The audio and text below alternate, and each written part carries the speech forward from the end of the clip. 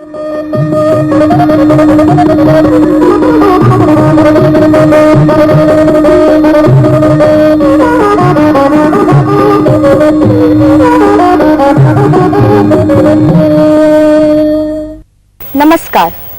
संस्कृत भाषा शिक्षण में आप सभी का हार्दिक स्वागत है। पूर्व पाठों में हमने लंग लकार में कर्मणि प्रयोग कैसे होता है यह जानकारी प्राप्त की है। इस पाठ में उसी विषय का अनुवर्तन करेंगे। नमो नमः। नमो नमः। संस्कृत भाषा शिक्षणे भवतां सर्वेषां हार्दं स्वागतम्। वयं पूर्वतन पाठे कर्मणि प्रयोगे लंग लकारे कथं रूपाणि भवन्ति, तेषां प्रयोगः कः इति ज्ञातवन्तः। इदानीं तानेव अंशान् पुनः स्मरामः। अत्र स्थितानि वाक्यानि लंग लकारे कर्तरि प्रयोगे उपयुक्तानि सन्ति। भवन्तः कर्मणि प्रयोगे प्रयुज्य एतानि वाक्यानि पुनः पठन्तु। यथा सः शिलाम् अक्षिपत्, तेन शिला अक्षिप्यत। भवान् तात्पर्यम् अजानात्, भवता तात्पर्यम् अज्ञायत। भवता तात्पर्यम् अज्ञायत। भवता तात्पर्यम् अज्ञायत। दुष्टः सज्जनम् अपीडयत्, दुष्टेन सज्जनः अपीड्यत। सेवकः भारम् अनयत्, सेवकेन भारः अनीयत। गृहस्वामी कष्टम् असहत, गृहस्वामिना कष्टम् असह्यत। मार्जारः मूषकम् अखादत्, मार्जारेण मूषकः अखाद्यत। कृषकः धेनुम् अपालयत्, कृषकेन धेनुः अपाल्यत। ग्रामीणाः सस्यानि अपोषयन्, ग्रामीणैः सस्यानि अपोष्यन्त। अहं दुरभ्यासम् अत्यजम्, मया दुरभ्यासः अत्यजत। मया दुरभ्यासः अत्यज्यत। मया दुरभ्यासः अत्यज्यत। वयं भित्तिम् अस्पृशाम, अस्माभिः भित्तिः अस्पृश्यत।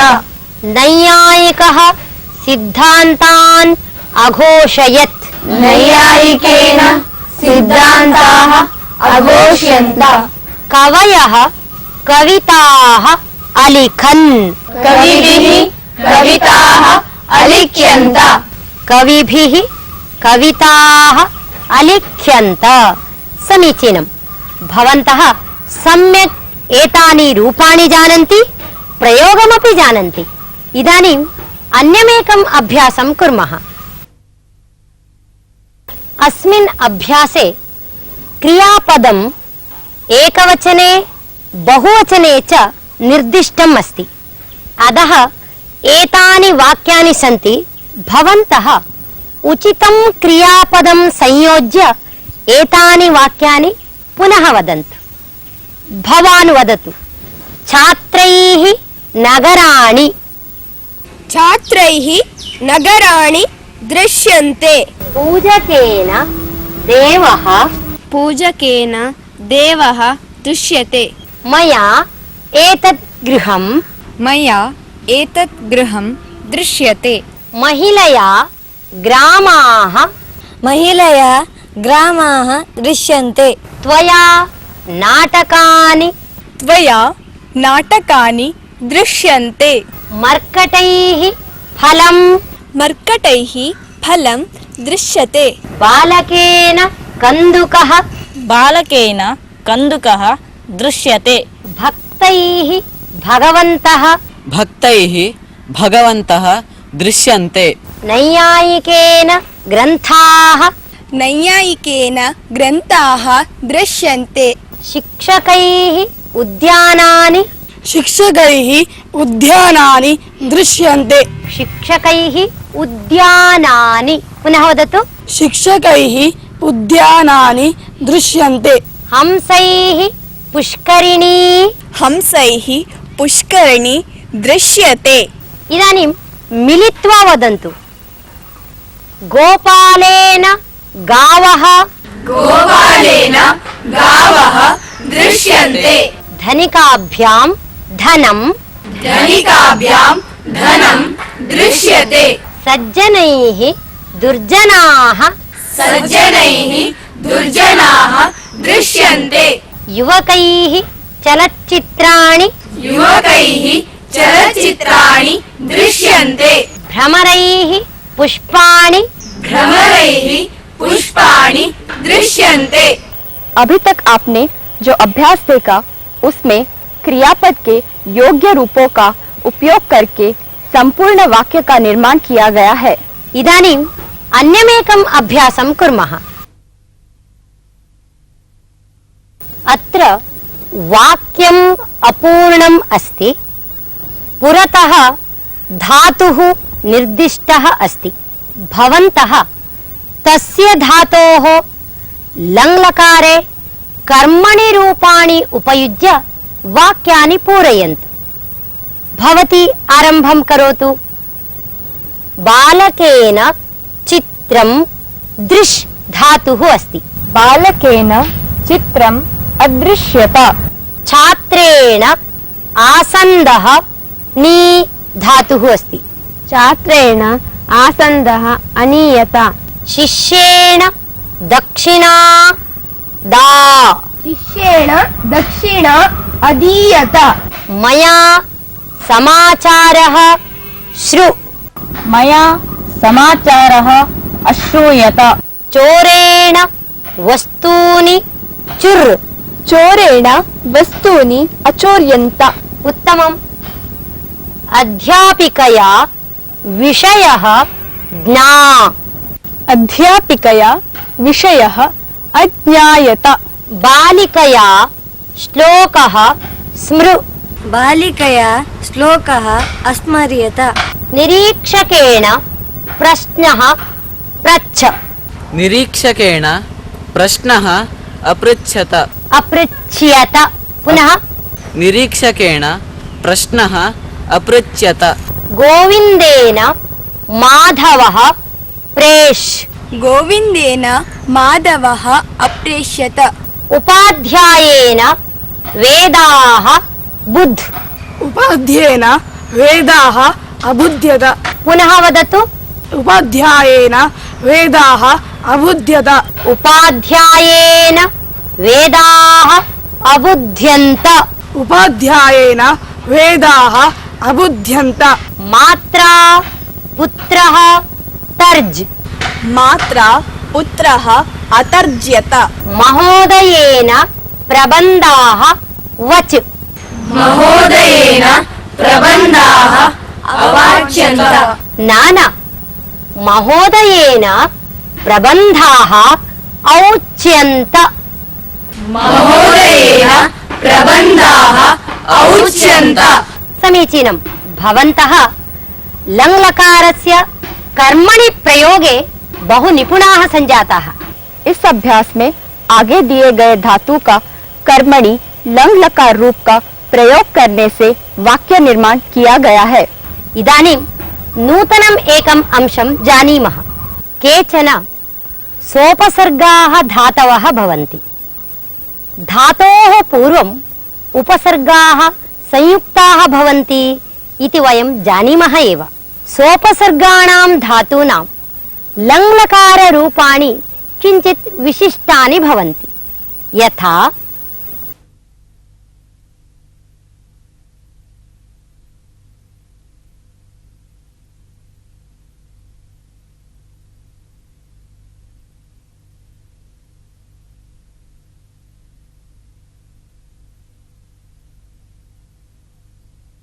अध्यगच्छत्।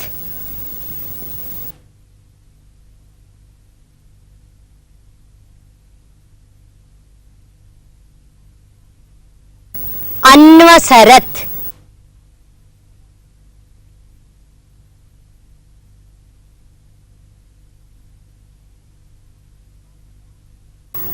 पर्यहरत्।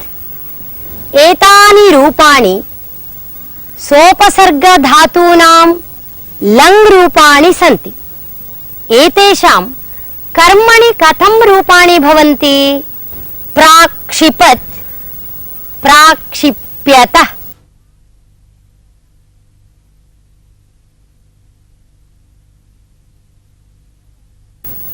अध्यगच्छत्, अध्यगम्यत।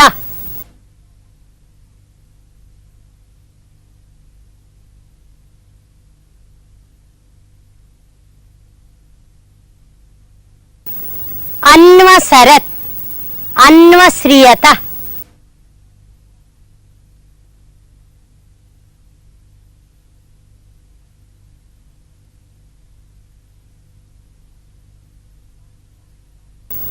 पर्यहरत्, पर्यह्रियत।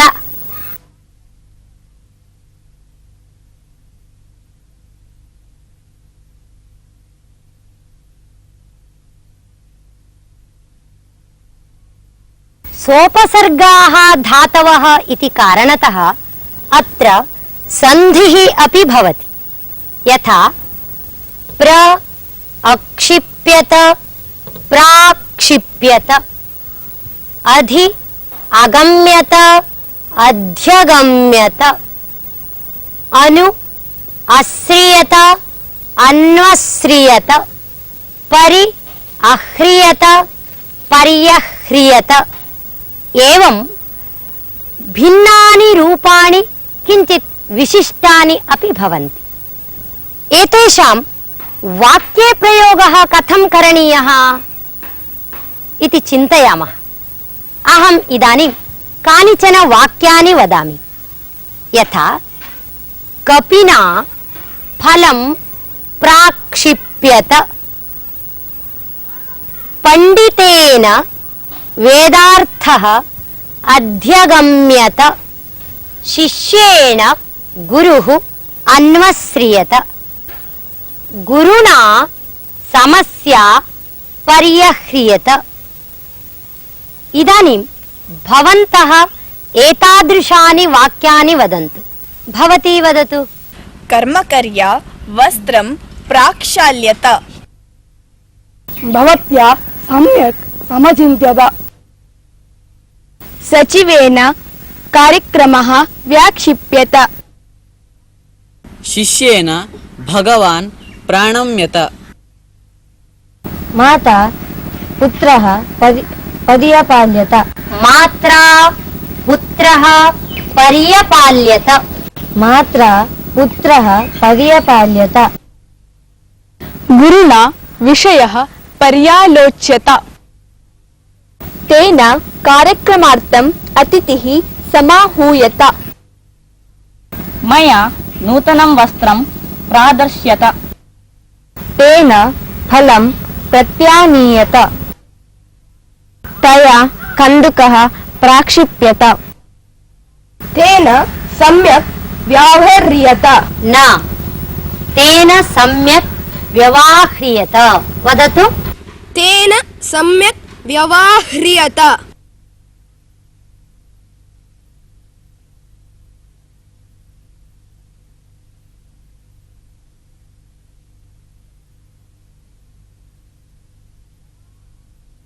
व्यवह्रियत।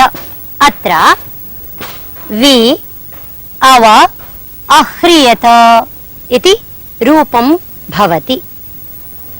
वि अव इति उपसर्गद्वयम् अस्ति। अतः रूपं भवति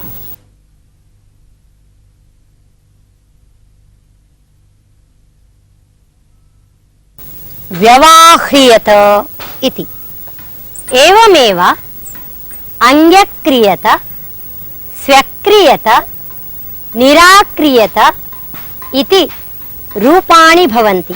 एतेषां प्रयोगे जागरूकता ओढव्या। यत्र सन्धेः अवसरः अस्ति तत्र सन्धिं कृत्वा एव रूपं करणीयं भवति। उपसर्ग सहित धातु में कर्मणि लंग लकार का रूप कैसे बनता है यह भी आपने देखा है। वयमिदानीम् एकं सुभाषितं शृणुमः।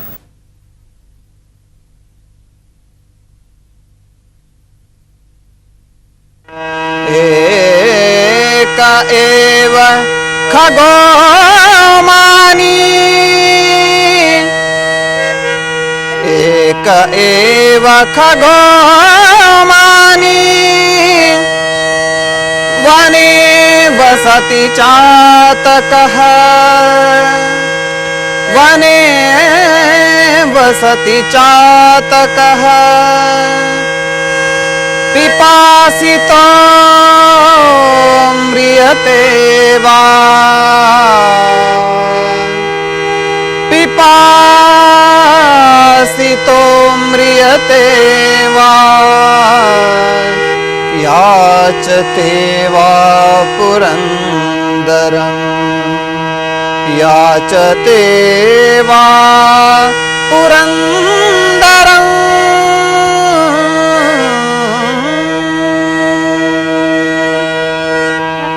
एक एव खगो मानी, वने वसति चातकः,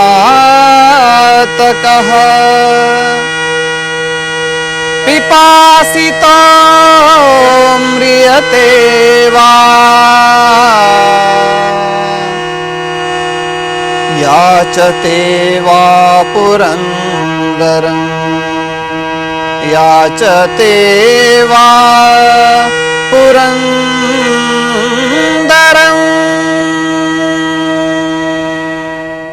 सुभाषितस्य अर्थः एवमस्ति। खगेषु चातकपक्षी एव श्रेष्ठः, यतः सः पिपासितः सन् म्रियेत वा, तथापि सः महान्तम् इन्द्रमेव याचते, न तु सामान्यं जनम्। एवमेव अभिमानी याचकः बुभुक्षितः सन् म्रियेत नाम, तथापि सः सामान्यं जनं न याचते एव। यदि याचितुम् इच्छति महान्तमेव याचते इति अर्थः। सुभाषित का अर्थ पक्षियों में चातक पक्षी एक ही श्लाघनीय है, क्योंकि चाहे वो पिपासित हो या मरणासन्न हो, तथापि इंद्र के सिवाय किसी और से कुछ नहीं मांगता है। इसी प्रकार अभिमानी याचक महादानियों के सिवाय अन्य किसी से कुछ नहीं मांगते।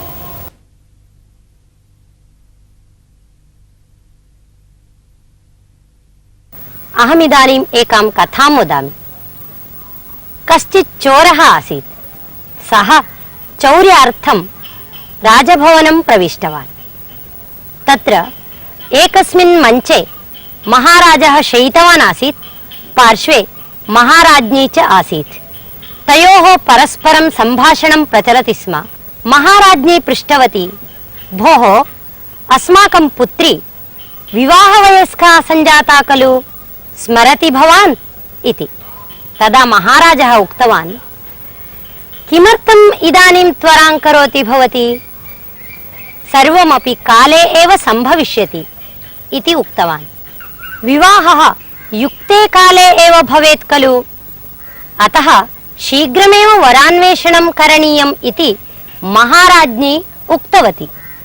तदा महाराजः उक्तवान्, भोः चिन्ता मास्तु, आवयोः पुत्री बहु सुन्दरी अस्ति, तस्याः वरान्वेषणं कष्टकरं न भवति इति।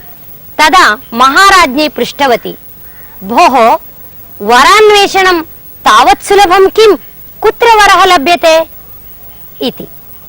तदा महाराजः उक्तवान्, नगरस्य समीपे ऋष्याश्रमः अस्ति, तत्र केचन ऋषिकुमाराः सन्ति।